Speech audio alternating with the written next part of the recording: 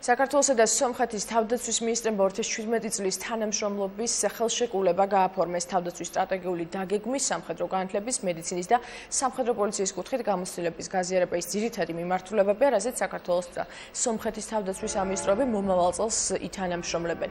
საქართველოს თავდაცვის მინისტრის სომეხ კოლეგას ორდღიანი ვიზიტით მასპინძლობს დახვედრის ოფიციალური ცერემონია საქართველოს თავდაცვის სამინისტროში გაიმართა, რის შემდეგაც მინისტრები ერთმანეთს პირისპირ შეხვდნენ. ყურადღება გამახვილდა სამხედრო განათლების მიმართულებაზე.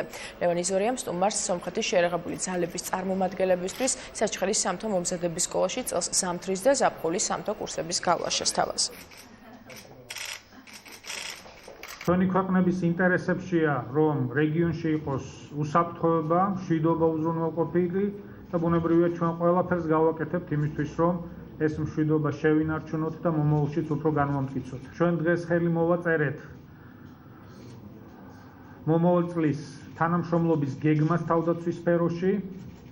ის მოიცავს სხვადასხვა ასპექტებს, მათ შორის სასწავლო სფეროში თანამშრომლობას და ჩვენ გვინდა რომ ეს ურთიერთობები უფრო გავაღრმავოთ მომავალშიც.